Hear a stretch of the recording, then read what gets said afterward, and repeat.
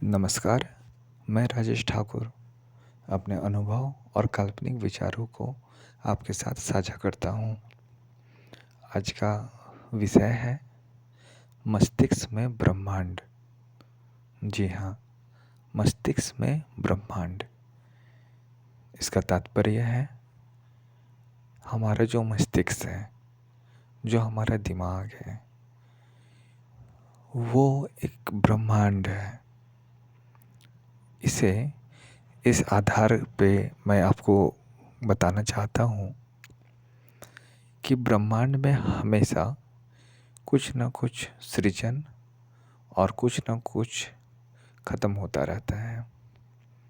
ठीक उसी प्रकार हमारे मस्तिष्क में कुछ न कुछ सृजन और कुछ न कुछ ख़त्म होता रहता है। उदाहरण के तौर पे अगर मैं कहूँ,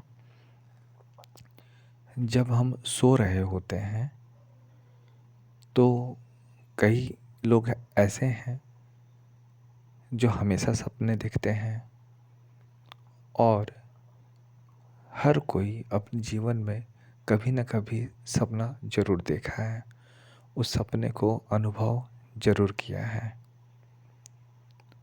अब मैं ये कहता हूँ कि जो सपना हम रात को सोकर देख रहे हैं, वो सारी परिस्थितियाँ, वो सारी ज़रूरत, वो सारी आवश्यकताएं और वो सारी आधारभूत संरचनाएं, उसका निर्माण हम अपने मस्तिष्क में कर रहे होते हैं और इसके साथ साथ उस माहौल में अपने आप को हम पाते हैं और एक अलग जीवन जी रहे होते हैं।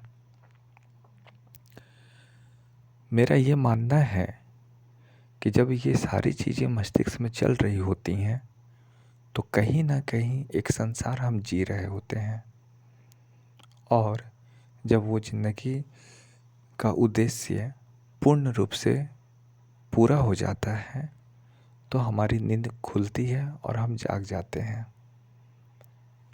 कई बार ऐसा भी होता है कि सपना बीच में टूट जाता है। उदाहरण के तौर पे, जितनी देर इस भौतिक शरीर को हम सोते हुए आराम देते हैं, उतनी देर हमारा जीवन क्रम किसी और दुनिया में चल रहा होता है, जिसे हम सपना कहते हैं।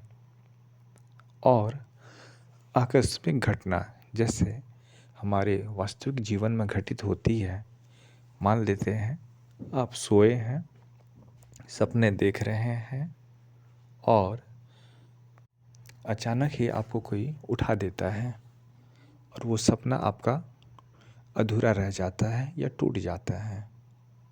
हो सकता है वास्तविक जीवन में जब कोई दुर्घटना घटती है और कोई व्यक्ति अपना भौतिक शरीर छोड़कर चला जाता है, उसी प्रकार जब कोई आपको आपके गहरे नींद में उठा देता है तो वो दुनिया, वो सपने की दुनिया जिसे आप जी रहे होते हैं, वहाँ से आप उसे छोड़कर निकल जाते हैं और फिर उस सपने में आप इंटर नहीं कर पाते, प्रवेश नहीं कर पाते।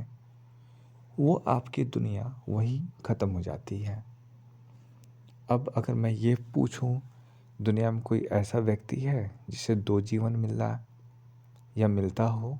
नहीं, हमारे पास सिर्फ और सिर्फ एक जीवन है।